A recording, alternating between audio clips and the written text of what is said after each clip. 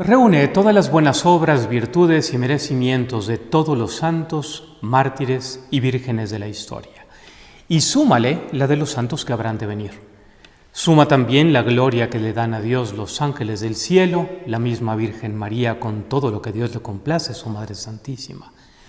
Pues todas esas buenas obras no equivalen al sacrificio de la misa. ¿Por qué? Porque son obras de los hombres, mientras que la Santa Misa es obra de Dios y tiene valor como la muerte de Jesús en la cruz. Es el más perfecto acto de adoración.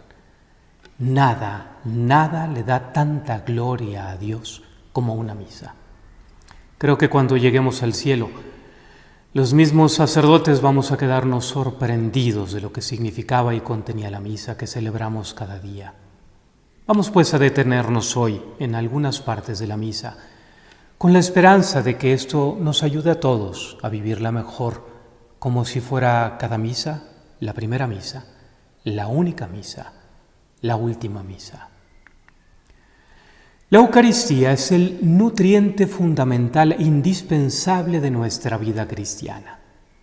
Podemos vernos como si fuéramos un árbol que quiere tener un tronco fuerte, resistente, de ramas amplias, bello follaje, hojas medicinales, flores, frutos abundantes. Pero esto no es posible sin raíces profundas. ¿Y las raíces de dónde se nutren? El árbol, ¿cómo se sostiene? Necesita la tierra. Sacas las raíces de la tierra y el árbol muere.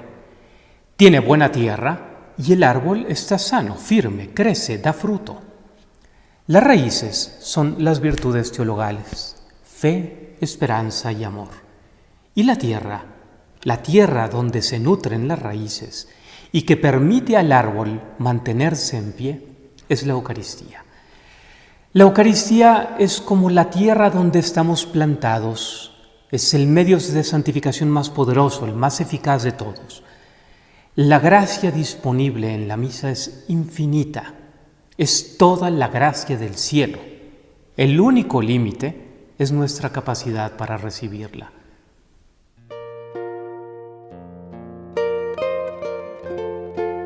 La Eucaristía es el regalo más grande que jamás haya recibido el ser humano y el mundo entero, porque en él está presente sacramentalmente el mismo Dios. Y por eso tenemos que hacer todo para prepararnos correctamente a celebrarla y a recibirlo a Él.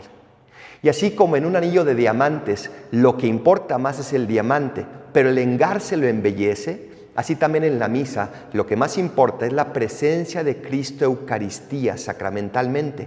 Pero todos los ritos que van antes y después de esa transubstanciación en la consagración embellecen esta celebración y nos hace reconocer ese valor que tiene la Eucaristía.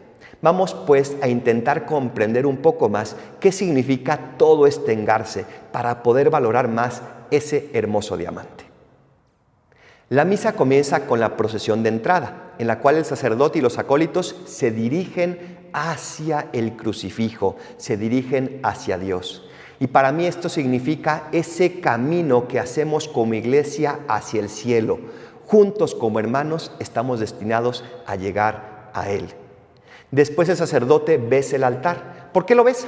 Porque en el altar está significado también Cristo, que es sacerdote, víctima y altar. Y por eso le agradece a través de ese beso que vuelva a venir a nosotros. Pero no basta eso, sino que el sacerdote invoca a la misma Santísima Trinidad, en el nombre del Padre, y del Hijo, y del Espíritu Santo. Amén. Y después nos anuncia que esa misma Santísima Trinidad está con todos nosotros. La gracia de nuestro Señor Jesucristo, el amor del Padre y la comunión del Espíritu Santo estén con todos ustedes. Y la asamblea le agradece al sacerdote diciéndole, y con tu Espíritu. Estamos entrando en el misterio mismo de Dios, ese misterio de la Santísima Trinidad.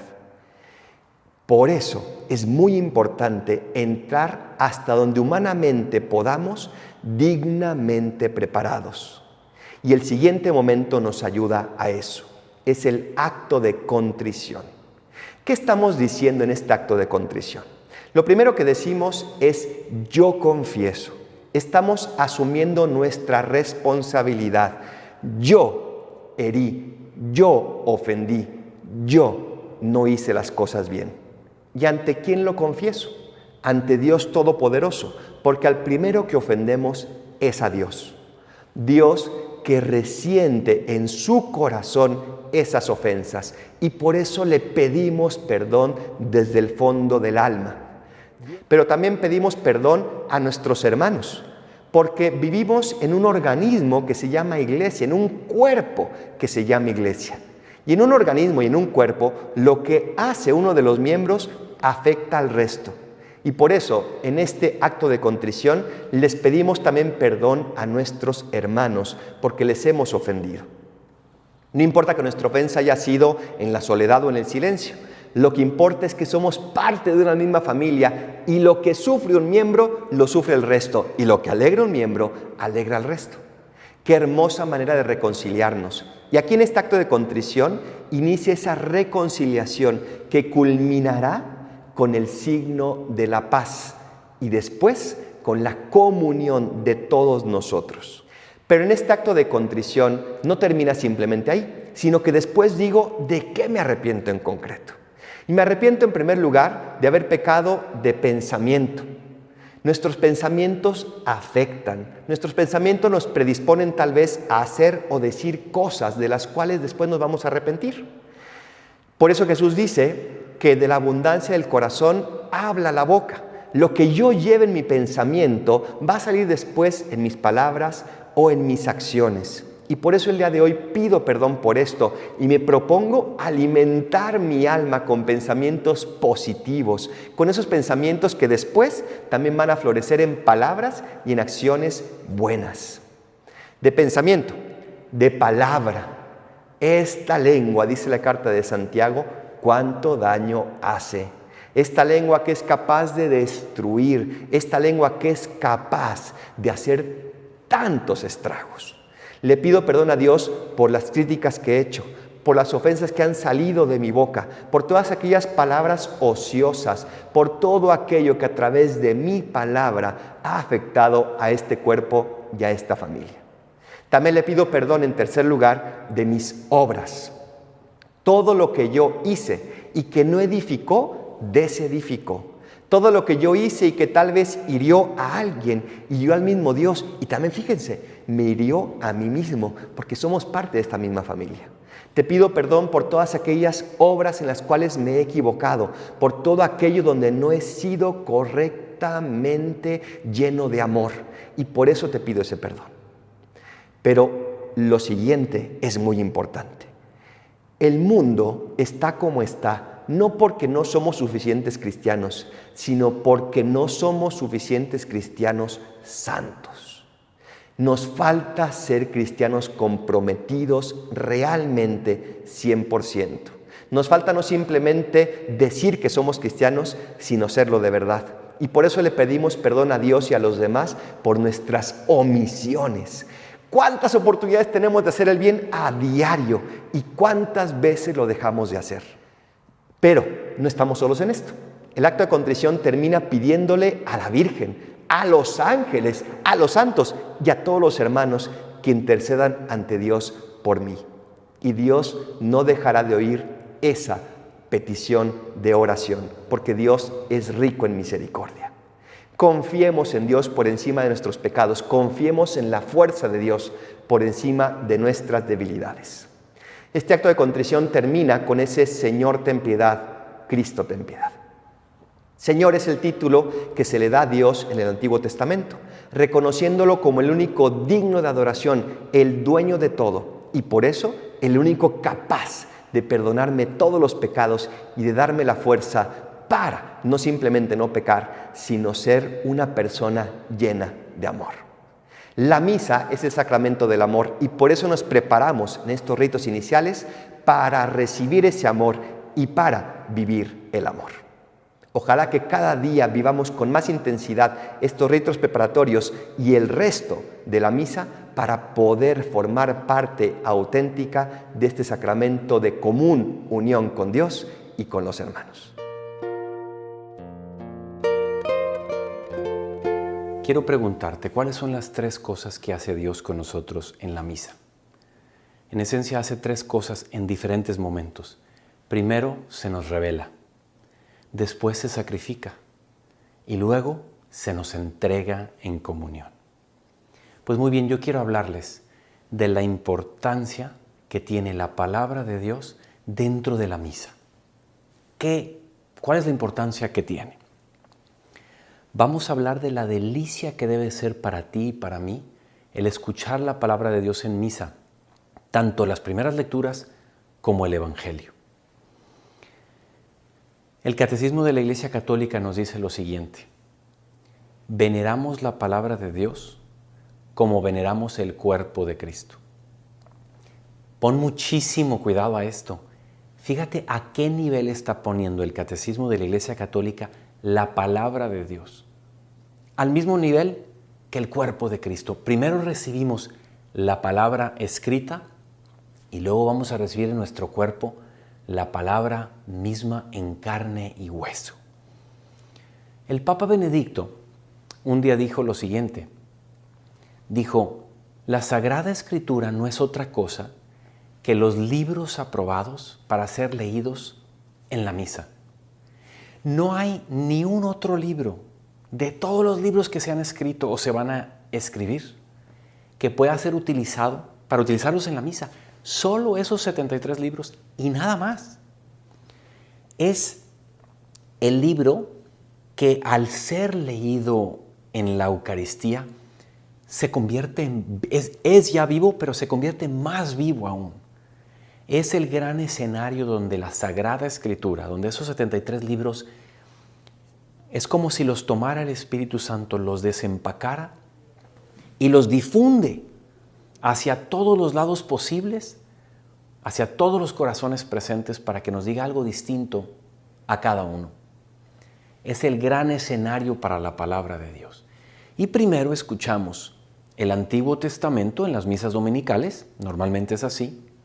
Escuchamos primero el Antiguo Testamento, la historia del pueblo de Dios, el pueblo elegido, Israel, y al que lo va haciendo madurar y crecer como un niño, como un adolescente y luego como un adulto, para luego llegar a la época de Jesucristo, en donde ese pueblo se va a abrir a todo el mundo, a todos los pueblos.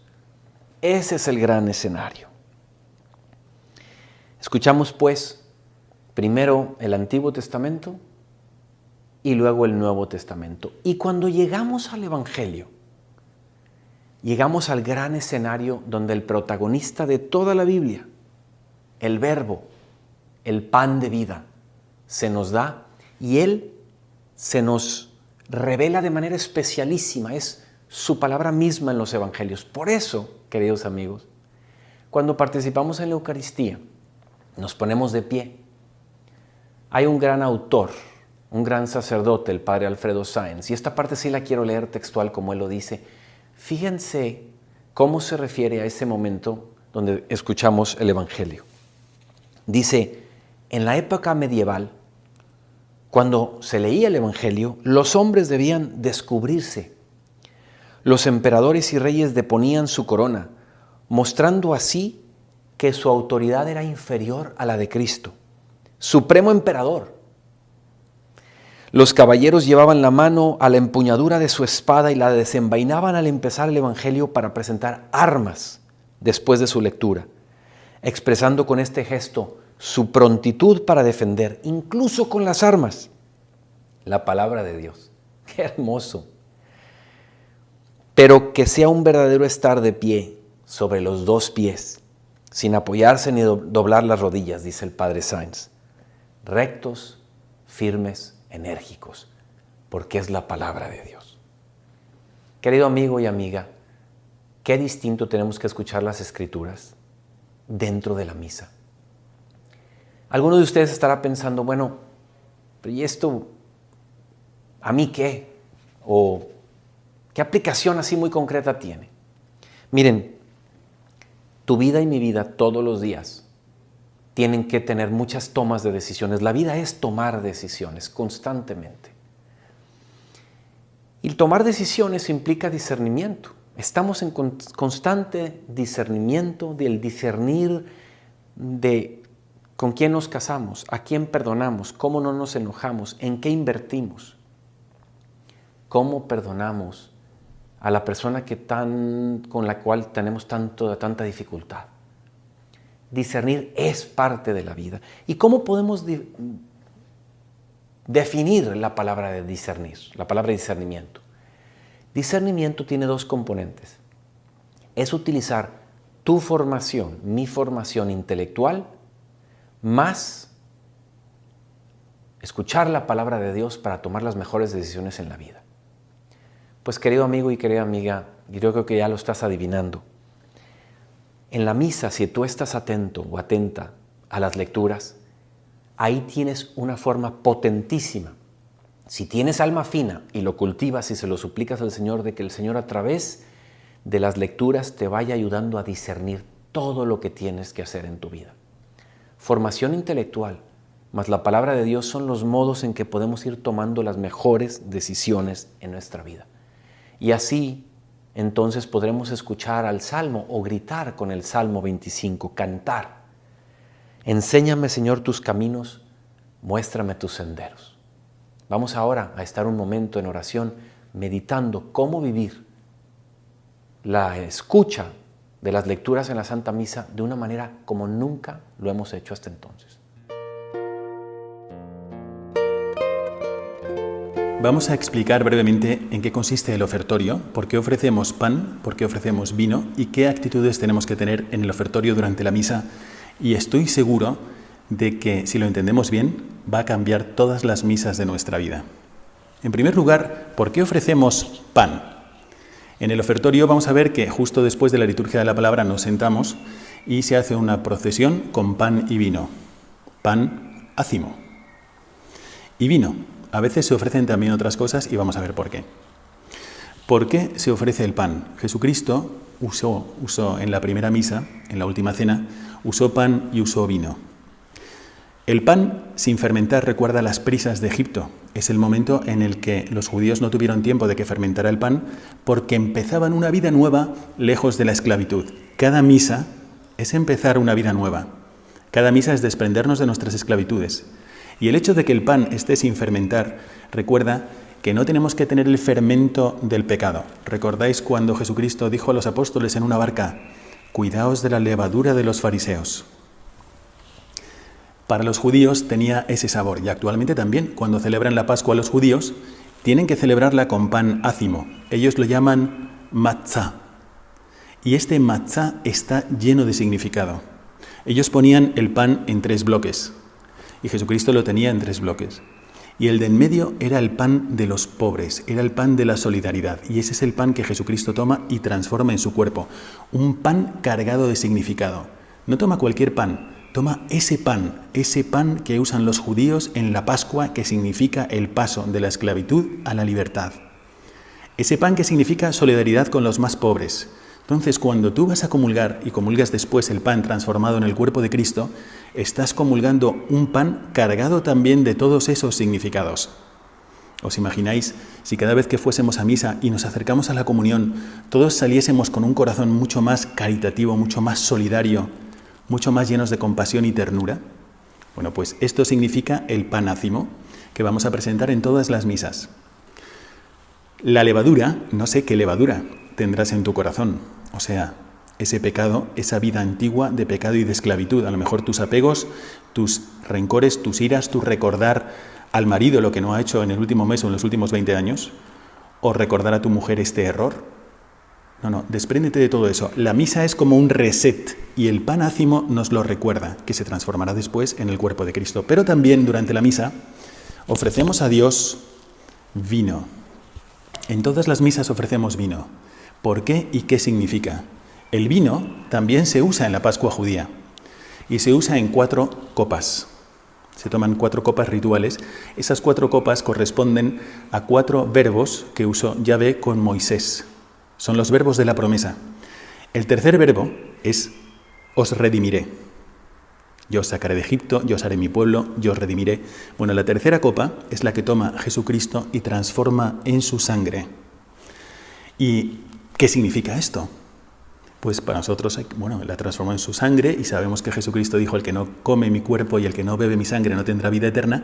Sí, pero más allá de eso, ¿qué significa para un judío la sangre? Pues para ellos, para los apóstoles que estaban en la primera misa con Jesucristo, era evidente. La sangre es para un judío donde reside el alma. Alma en latín se dice ánima. Así suena mejor en español, porque es lo que te anima.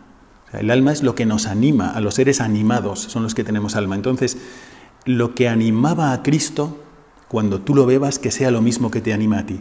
Tú no vas a beber una copa de vino, tú vas a beber una copa de la sangre de Cristo, que para una mentalidad judía significa que vas a dejar que el alma de Cristo te llene.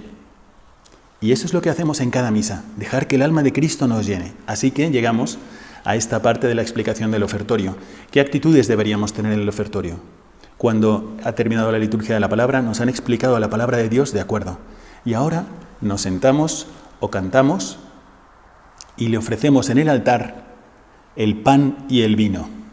Bueno, pues la primera actitud es una actitud de ofrecimiento. Como vamos a ofrecer el pan y el vino, también te ofrezco mi vida, de gratitud, de alabanza, de adoración, de arrepentimiento si tengo que ofrecerte mis errores, pero yo pongo todo lo que yo quiero que quede cambiado, santificado, hecho fecundo, lo pongo en el altar. Así que cuando el sacerdote levante el pan, bendito seas Señor Dios del universo por este pan, tú en la patena del sacerdote, además del pan, tienes que poner tus esfuerzos, tu vida, tus dolores, tus errores. Todo eso, estás orando. No es que el sacerdote está haciendo algo solo. Después el sacerdote va a decir, orad hermanos, para que este sacrificio mío y vuestro, ¿por qué es vuestro? Porque tú lo que le estás ofreciendo a Dios ya no le estás ofreciendo como en la antigüedad, como en el Antiguo Testamento, un cabrito, una tórtola, 2 pichones, le estás ofreciendo lo que es más valioso para ti, tu vida. Y eso es lo que hacemos durante el ofertorio. Así que, vivamos así nuestros ofertorios. En el altar le ofrecemos a Cristo lo mismo que nos ofrece Él. Él nos ofrece todo su cuerpo y nos ofrece toda su alma, el pan y el vino. Y nosotros le correspondemos en cada misa ofreciéndole todo nuestro cuerpo y toda nuestra alma, todo lo que nos llena. Y Él lo va a transformar. Como hizo la vida de Cristo fecunda, también la nuestra. Entramos en la iglesia como somos, acudimos a la misa, pero cuando salimos por la puerta, salimos con las mismas actitudes de Cristo. Aprovechemos cada ofertorio. Podríamos decir que la Eucaristía es el resultado de esta parte concreta de la misa, que es la plegaria eucarística. Como su nombre lo indica, nos estamos refiriendo a una forma de oración. Tal vez no es la manera como a veces podemos pensar la oración, y sin embargo, la misa también lo es, y especialmente en esta parte. Y esto nos ayuda ya en sí misma a vivir y a considerar de una manera diferente la Santa Misa, a descubrirla como un momento de oración en nuestra vida y de manera particular en esta parte de la Santa Misa, que es la plegaria eucarística. La plegaria eucarística tiene fundamentalmente 2 connotaciones. Por una parte, es un momento de acción de gracias y por otra parte, es un momento de santificación. Son estas 2 dimensiones las que a lo largo de la plegaria eucarística se van entretejiendo en las palabras y en los gestos. Tal vez, si ustedes se han fijado, es el momento en el que más decimos no con las palabras, sino con las posturas de nuestro cuerpo, con los gestos que hace nuestro cuerpo y también en consecuencia se convierte en una forma de oración de contemplación desde el momento en que nuestra atención está fijada en las palabras y en los gestos del sacerdote. El objetivo de toda esta parte es que los fieles se unan a Cristo para dos cosas. Por una parte, el reconocimiento de las grandezas de Dios y por otra, la oblación del sacrificio, del pan y del vino, pero también de nosotros mismos. El sacerdote invita a hacer dos cosas, a elevar el corazón a Dios y también a dar gracias por medio de la oración que Él, a nombre de toda la comunidad, eleva a Dios Padre por medio del Hijo en el Espíritu Santo. El misal romano distingue 8 partes que componen este momento de la misa, que es la plegaria eucarística. El primero, vamos a irlos repasando uno por uno y por cuanto es posible en un breve tiempo, desentrañar un poco el contenido espiritual. Primero, la acción de gracias. La acción de gracias está contenida especialmente en la invitación previa, en la interacción previa del sacerdote con el pueblo del prefacio. Dice él, de hecho, concretamente, demos gracias al Señor nuestro Dios, y todos decimos, es justo y necesario. La plegaria eucarística es una oración también para cada uno de nosotros de acción de gracias. Viene a continuación la aclamación, segunda parte de la plegaria eucarística. Todos recordamos esa aclamación que tanto decimos, Santo, Santo, Santo.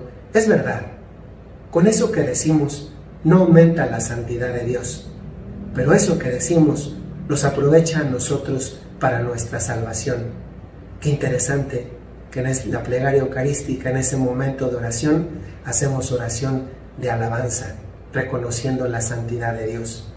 El tercer momento es un momento que ustedes recuerdan perfectamente porque el sacerdote pone las manos sobre el cáliz y sobre la patena, sobre el pan y sobre el vino. Y es el momento de la epíclesis. Es el momento concreto en el que todas las personas se ponen de rodillas. El momento previo a la consagración. ¿Y qué pasa ahí? El sacerdote invoca el poder del Espíritu Santo para la transformación del pan en el cuerpo y del vino en la sangre de nuestro Señor. Tercera parte. Cuarta parte. Viene la narración de la institución de la Eucaristía y propiamente la consagración. Se recuerda con la literalidad de las palabras contenidas en los Evangelios y que también están reproducidas después en los Hechos de los Apóstoles, el momento de la institución de la Eucaristía de aquel primer Jueves Santo, que fue la última cena y la primera misa. En este momento de oración de nosotros, nos trasladamos a ese cenáculo. Hacemos una oración de contemplación, recordando con esas palabras lo que pasó en aquel entonces. Quinta parte, viene la anamnesis. La anamnesis o memorial. En otras palabras, recordamos justamente por qué hacemos lo que hacemos. No es una ocurrencia nuestra, es que estamos imitando a Dios nuestro Señor, porque Él fue el que nos pidió, hagan esto en memoria mía, y por eso decimos, este es el misterio de nuestra fe. Sexta parte, la oblación. Recordarán cómo no solamente se ha ofrecido el pan y el vino, sino que también es una invitación a la oblación de nosotros mismos. La plegaria eucarística es también para nosotros un momento de oración, de oblación personal, en la que nosotros nos colocamos en la patena de Dios y nos convertimos en hostia viva, agradable a Dios. Y finalmente, la penúltima, la intercesión. Intercedemos por diferentes personas. Intercedemos por el Papa, intercedemos por los obispos, por el pueblo de Dios y en algunos momentos por los vivos y también por los muertos, por los difuntos. Y finalmente, viene la doxología, que ahora sí es la parte final. Y ustedes la recuerdan Con eso termina la plegaria eucarística. Decimos, elevando el cáliz y elevando la patena con la Eucaristía, por Cristo, con Él y en Él, a ti Dios Padre Omnipotente, en la unidad del Espíritu Santo, todo honor y toda gloria por los siglos de los siglos.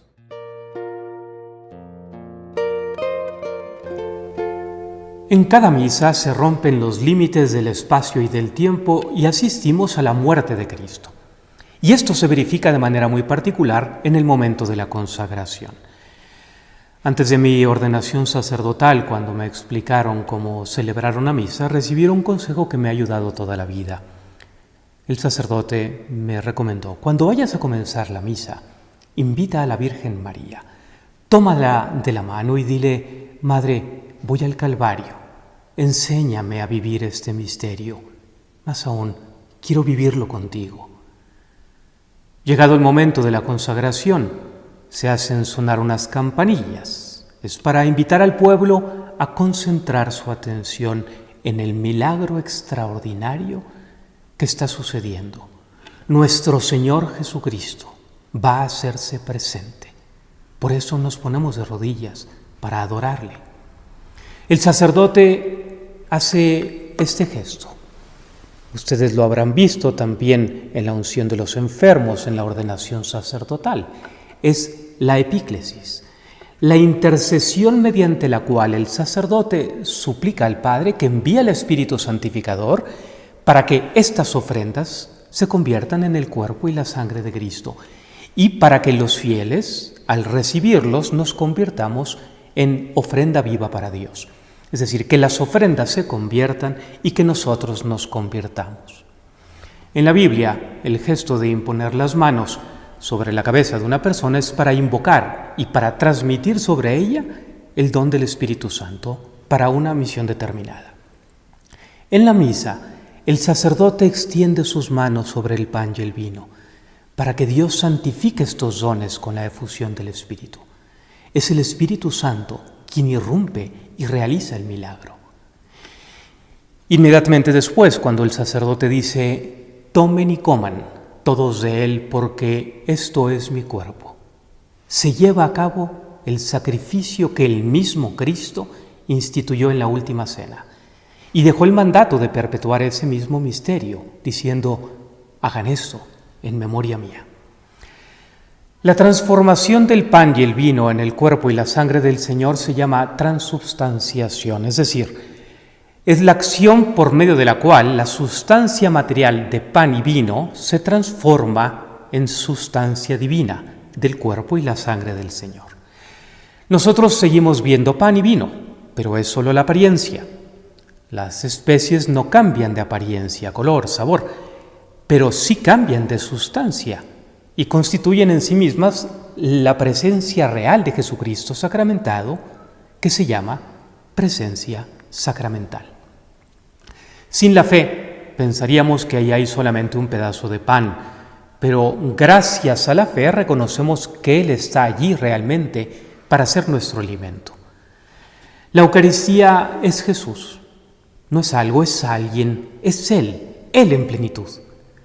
Un crucifijo es solo un signo que me recuerda a Jesús, pero la Eucaristía es Jesús.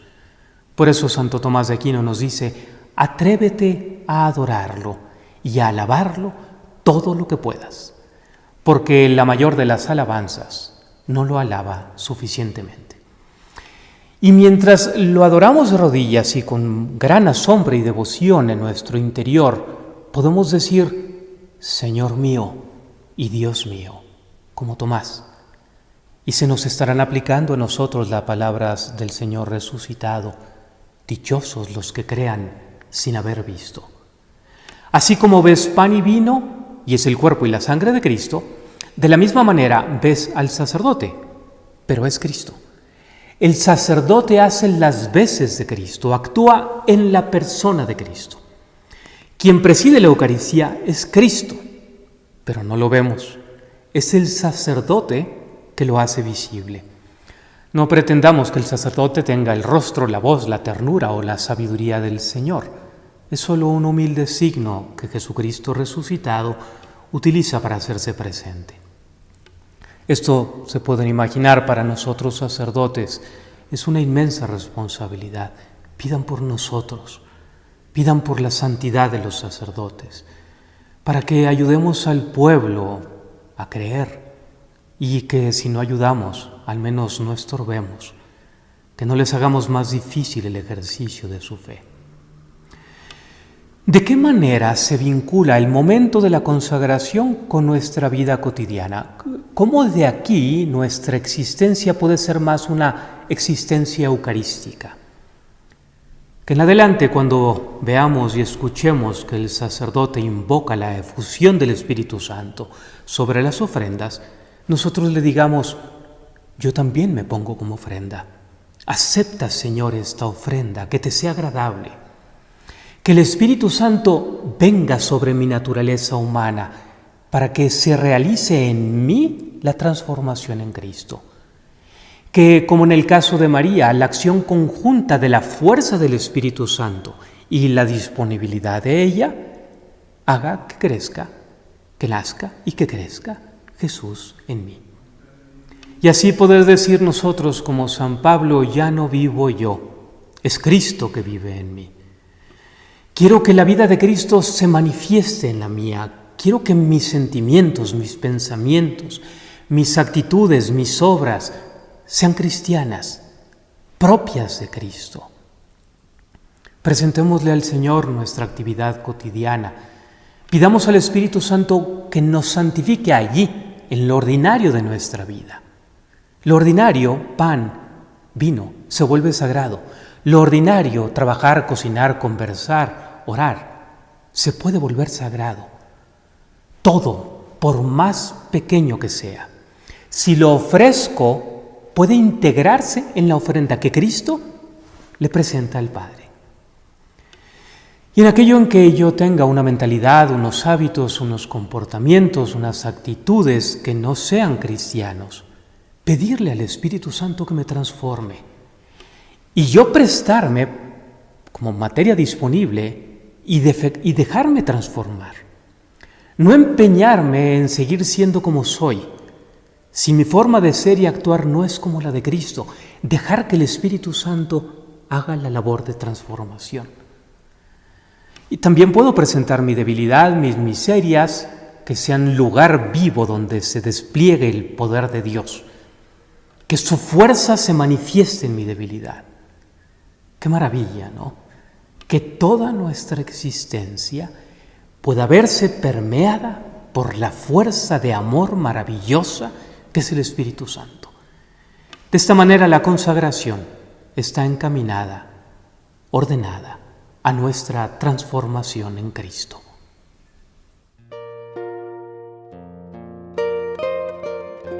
Quisiera ahora, en esta breve reflexión, ayudarnos a entender un poquito más esta oración tan bella, tan profunda que Jesucristo nos ha dejado a ti y a mí. La primera frase es: Padre nuestro. Dios es mi Padre. Nos hemos acostumbrado muchísimo a esto, pero es algo que si lo meditamos bien, si nos damos realmente cuenta de lo que significa decir Dios Padre, es algo que nos debe estremecer. No podemos quedarnos indiferentes. Mira, todo lo que vemos, absolutamente todo, la creación con sus maravillas, sus constelaciones, sus estrellas, las montañas, hasta la cosa más microscópica, una flor, un insecto, un colibrí que vuela, lo que tú quieras. Todo eso Dios lo ha hecho. Dios es infinito, es poderoso, es sublime. En el Antiguo Testamento no podía ni verlo por temor a ese Dios impresionante. Pero Dios, ese Dios, te llama hijo, te llama hija. Desde el momento de mi creación, Él se convierte en mi Padre y yo en su Hijo. Y hace todo lo necesario para mostrarme esta paternidad. El bautismo es un modo de acrecentar esta filiación con Él, porque realmente me hace hijo de Dios. Tú eres mi hijo, yo tu padre, le dijo al pueblo de Israel. y nos lo repite a ti y a mí. Y si somos sus hijos, nuestra vida ya no es normal. Tu vida es sagrada. El hecho de estar en esta tierra es signo del amor de Dios. El hecho de que Dios haya pensado en ti, que haya creado esa persona que eres tú, te hace muy valioso. Dios no hace chatarra. Dios hace obras maestras. Tú eres una obra maestra de Dios, porque eres su hijo. Siéntete amado por este Padre. Y cada vez que vuelvas a repetir el Padre nuestro, que se derrita tu corazón, que no te deje indiferente. Porque Dios no solo le dio play a la creación y se quedó ahí. Dios acompaña a cada uno de sus hijos en cada etapa de su vida. Cuando sufre y cuando ríe, cuando triunfa y cuando fracasa, cuando tiene el corazón roto y cuando se recompone. Padre nuestro, venga tu reino. ¿Cuántas veces hemos dicho esa frase? ¿Y cuánta rutina a veces al decirla?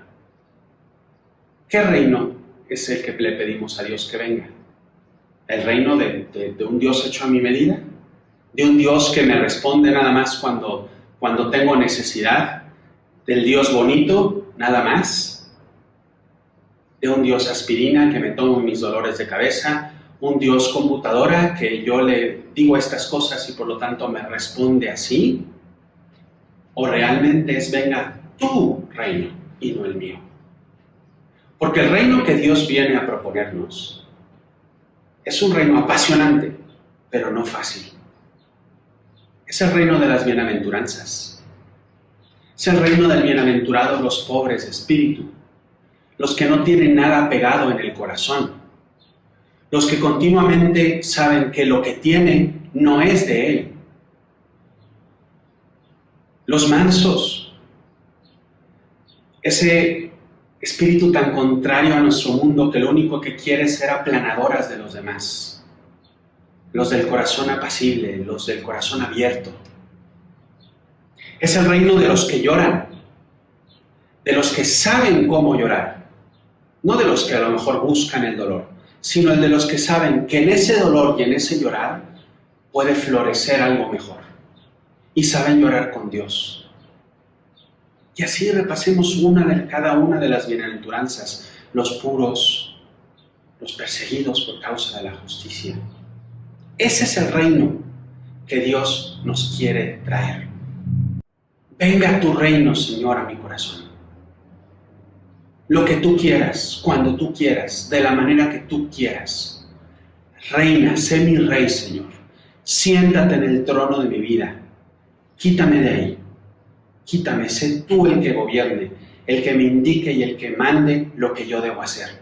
Porque sé, Señor, estoy convencido de que solo así, dejándote a ti, sé Señor de mi vida, seré yo Señor de la mía. Solo tú das paz, solo tú das felicidad. Perdona nuestras ofensas, como también nosotros perdonamos a los que nos ofenden. La perfección de la caridad es sin duda el perdón. Esto es lo que pedimos en el Padre Nuestro. Perdona nuestras ofensas, también como nosotros perdonamos a los que nos ofenden. Perdonar las ofensas, comprendernos mutuamente. Este perdón que sana las heridas más profundas, que llena de paz y libertad interior, quita tantas cadenas que nos aprisionan. ¿Cómo sería el mundo si tratásemos a los demás como Él nos trata a nosotros?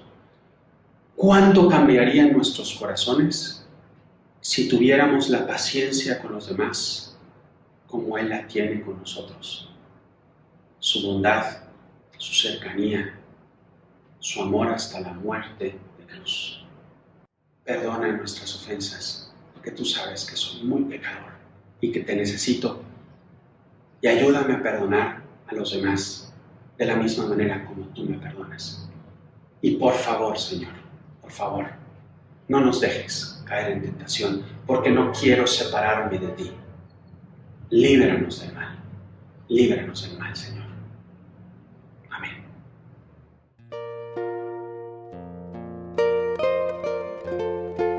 Acabamos de terminar el Padre Nuestro y al final hemos dicho líbranos del mal.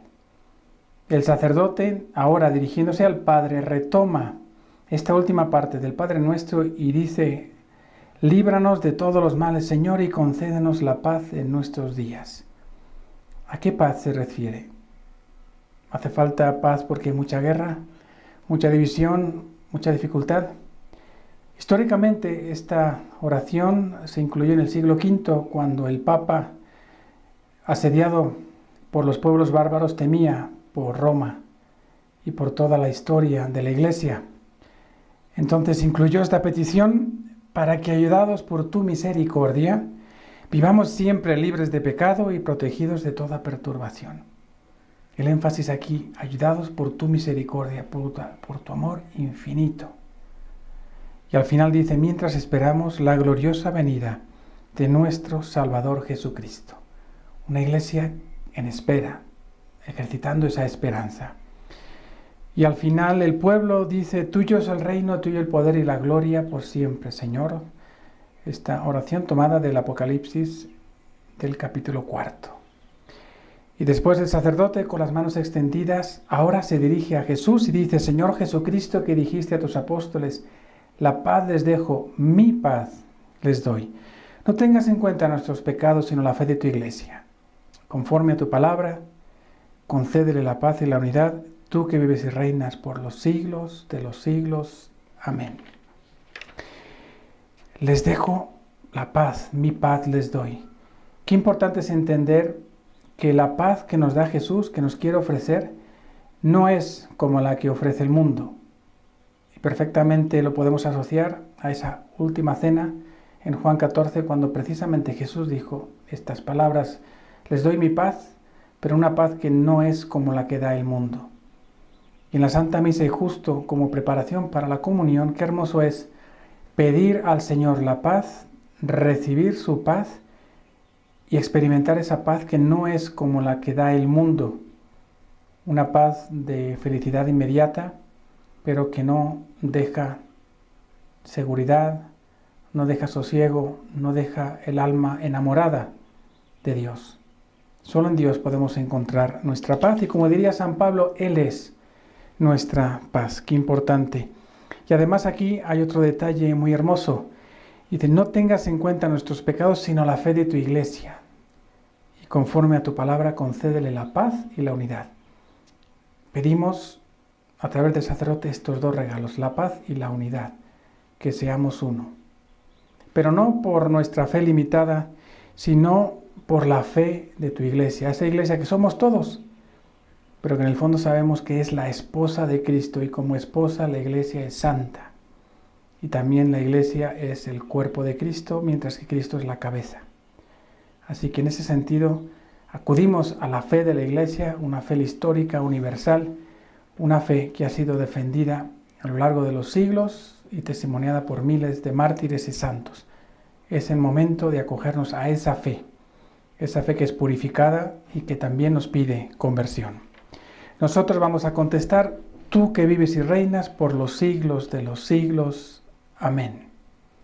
En esta paz también reconocemos a Jesús como nuestro Rey. Él es nuestra paz porque Él es nuestro Rey. Y cuando no hay paz y buscamos la paz en el mundo, es precisamente porque Jesús no es nuestro Rey. Ahora viene el momento de la paz. Es un momento donde hay que entender que no es un saludo social, es un saludo simbólico. Un saludo que nos une como los granos de trigo en torno a un único pan, ese pan que vamos a recibir en la comunión.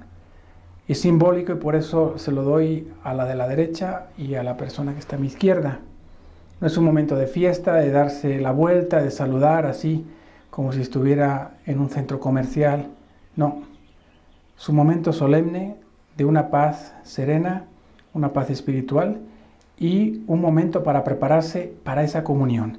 Y precisamente después de esta paz, entonamos todos por 3 veces el Cordero de Dios, esa invocación donde reconocemos a Jesús como aquel que ha entregado su vida por nosotros, en silencio y en nuestro lugar. La primera respondemos que quitas el pecado del mundo, ten piedad de nosotros. La segunda también, y a la tercera decimos, danos la paz. Danos la paz por la fuerza de tu cuerpo y de tu sangre. A continuación, el sacerdote, después de hacer unas oraciones en privado, va a tomar el cuerpo y la sangre de Cristo y lo va a mostrar al pueblo y va a decir, este es el Cordero de Dios que quita el pecado del mundo. Dichosos los invitados a la cena del Señor. Por eso es importante que la paz que acabamos de dar y recibir sea hecho de una manera pausada y serena, porque no queremos interrumpir todo este momento tan solemne que llega hasta esa muestra que hace el sacerdote de este es el Cordero de Dios, este es el Hijo entregado por nosotros y en lugar de nosotros. Fijemos bien la mirada y preparemos el corazón. Y respondemos, Señor, no soy digno de que entres en mi casa, sino una palabra tuya bastará para sanarme. Aquel acto de fe del centurión al que Jesús alabó y dijo, no he visto una fe más grande en toda Israel. Y le pedimos que nos haga dignos de recibirlo en nuestro corazón. No es un derecho a la comunión en cuanto que yo quiero, no, es Jesús que prepara nuestro corazón a lo largo de la misa, de las oraciones, para que lo podamos recibir como un don gratuito. Él se nos da gratuitamente. Y ahora sí, nos acercamos a la comunión con un acto de fe, de manera reverente. A veces en las iglesias se ve gente con las manos en los bolsillos que va volteando, mirando de un lado a otro, saludando a la gente como si estuviera en el mercado. Los ojos fijos en Jesús. Y antes de recibir la comunión hacemos un acto de reverencia, normalmente es una inclinación, justo mientras la persona de enfrente recibe la comunión, hago ese acto de reverencia y recibo la comunión, sea en la boca, según la tradición que inició en el medievo, o sea en la mano, como también está permitido, y que era el modo original de recibir la comunión. Y la recibo con la mano izquierda sobre la derecha, para que luego la derecha tome la Sagrada Hostia. Y así formemos como un trono para recibir con las manos limpias, purificadas, ese cuerpo de Cristo que nos va a alimentar. ¿Y qué hacer con el cuerpo de Cristo en nuestro corazón? Pues les doy un secreto, les cuento mi secreto. ¿Qué es lo que hago yo? Muy sencillo. En primer lugar, dar gracias. Gracias porque has venido en alma y divinidad, en cuerpo y sangre a mi pobre corazón. En segundo lugar, le pido perdón por todas mis faltas y le agradezco su misericordia. Y en tercer lugar, le pido por mis necesidades, mis intenciones, por todas las personas cercanas, por mis familiares. Y después me quedo en silencio y me imagino cara a cara junto a Jesús y le dejo que Él me hable. Que Dios les bendiga.